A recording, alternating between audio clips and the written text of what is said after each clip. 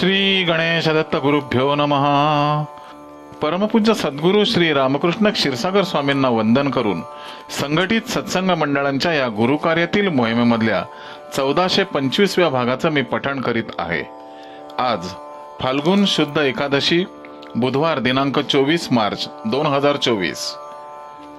उपदेशामृत संग्रह भाग 5 या ग्रंथातील श्री दत्तात्रय सत्संग मंडळ सावेडी रोड अहमदनगर येथे दिनांक 22/4/1990 रोजी परमपूज्य सद्गुरू श्री रामकृष्ण क्षीरसागर स्वामींच्या अमृतवाणीतील काही अमृत कणांचे मी पठण करीत आहे.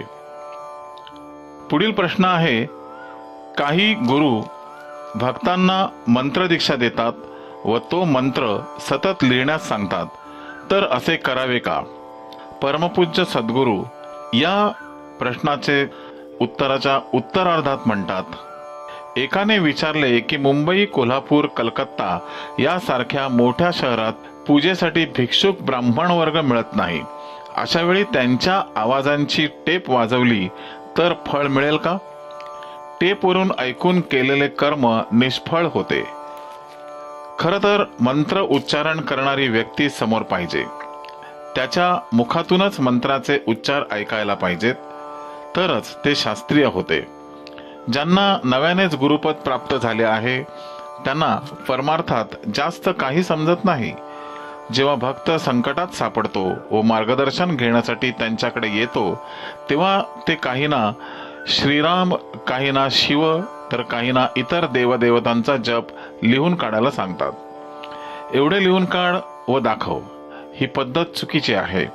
अशाने भक्तांचा आत्मविश्वास जागृत होणार कसा? संकटातून बाहेर निघण्यास बुद्धीला चालना मिळणार कशी?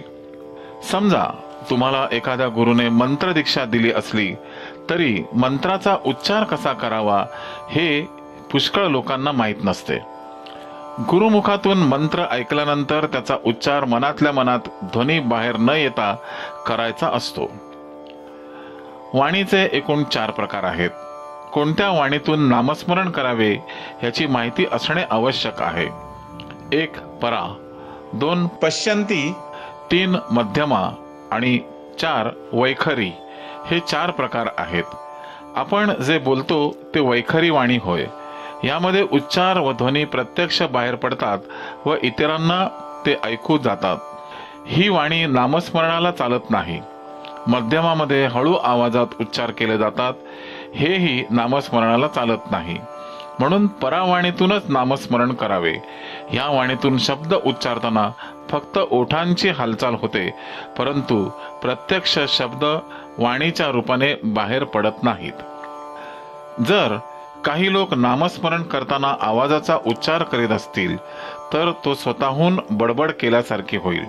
ह्यांना वेडाचा झटका आलेला असेल म्हणून लोक कदाचित मानसोपचार तज्ञाकडे सुद्धा नेतील. आमचं म्हणणं असं आहे की तुम्ही अशा तोतया गुरूंच्या नादी लागू नका. ते तुमचा उद्धार करू शकणार नाहीत, प्रसंगी पाठीशी उभे राहणार नाहीत व मदतही करणार नाहीत. अशा गुरूंच्या दर्शनाला देखील जाऊ नका. पुढील प्रश्न आहे, पूर्वजांनी काही संकेत घालून दिलेले आहेत, त्याचा आजच्या जमान्यात उपयोग होईल का? परमपूज्य महाराजांनी खुलासा केला की पूर्वजांनी अनेक वेळा प्रयोग करून खात्री करून काही संकेत सांगितले आहेत. ते जरूर अंमलात आणावेत, खंडित करू नयेत. पूर्वजांना निसर्गातील वनस्पती सृष्टीचे चांगले ज्ञान होते. अशा काही वनस्पती आहेत की त्या जर घरात ठेवल्या किंवा घराच्या बागेत किंवा परिसरात लावल्या तर एक प्रकारचे संरक्षण मिळते. यापैकीच एक गुळवेल नावाची वनस्पती आहे. या वनस्पतीमुळे साप, नाग, विंचू घरात प्रवेश करीत नाहीत. गुळवेल वनस्पती जर सेवन केली तर विंचू दंश करीत नाही आणि चुकून जरी तो चावला तरी तो चढत नाही. काही पदार्थ व वनस्पती इतक्या प्रभावी आहेत की त्यांचे गुणधर्म आपल्याला माहिती नाहीत व आजकाल जाणकार माणसेही कमी आहेत. आपले पूर्वज स्त्रियांना अंगावर सुवर्ण धारण करायला सांगत. ह्यामध्ये आयुर्वेदाचा विचार केलेला आहे. स्त्रिया या नैसर्गिकरित्या कोमल व कमकुवत आहेत. त्यांना बाहेरून शक्ती मिळत नाही, कारण पूर्वी त्या घराबाहेर पडत नसत. सुवर्ण हे उष्णता निर्माण करणारे आहे. दुसरे म्हणजे ते शुद्ध व पवित्र आहे. या उष्णतेमुळे स्त्रियांना शक्ती मिळते. सुवर्ण धारण करण्यामध्ये ऐश्वर्याचा भाग नसून आरोग्याचा भाग आहे, हे सामान्य लोकांना समजत नाही. जसे गाढवानंतर खेचरे जन्माला येतात व त्यांना काहीच कळत नसते, त्यातला प्रकार आहे. स्त्रियांच्या प्रसूतीनंतर पिण्याच्या पाण्यात सुवर्ण उकळून ते देण्याची पद्धत आहे. त्यामुळे त्यांना शक्ती प्राप्त होते. तानी मुलं, लहान मुलं कमकुवत असतात. त्यांना शक्तीची आवश्यकता असते, म्हणून लहान मुलांना सुवर्ण कडे घालतात. परंतु लहान मुले हे सांभाळू शकत नाहीत, म्हणून त्यांच्या गळ्यात जीवतीच्या आकाराचे पदक बांधले जाते. श्री गुरुचरित्रात 37व्या अध्यायात उल्लेख आहे की ब्राह्मणांनी अंगावर सुवर्ण अवश्य धारण करावे. ते आरोग्याला धरूनच आहे. ते शास्त्र आहे, ते स्वीकारायला हरकत नाही.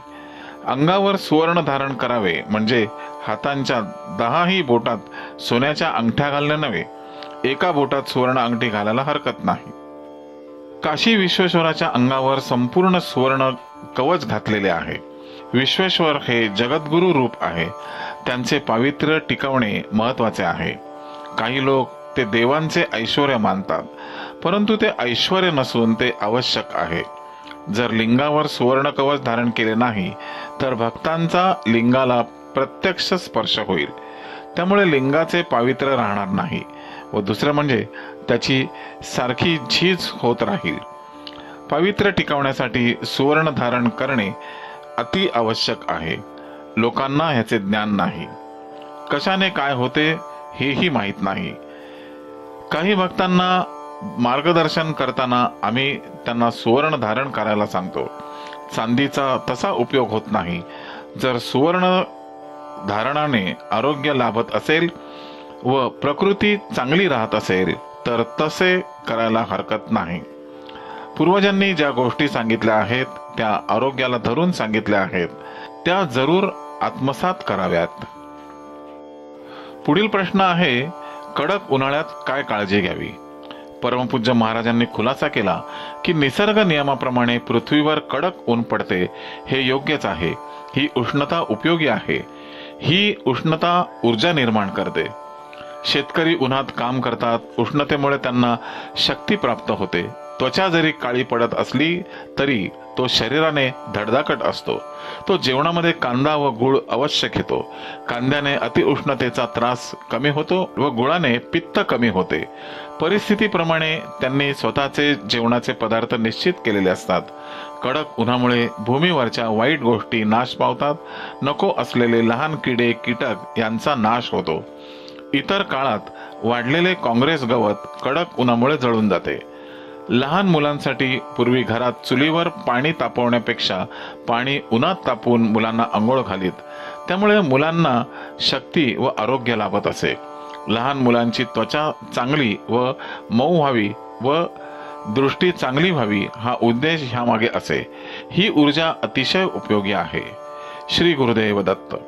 गुरुबंधू आणि भगिनीनो, पुढील आशीर्वादांसाठी पुन्हा भेटूया उद्या सकाळी 6 वाजता.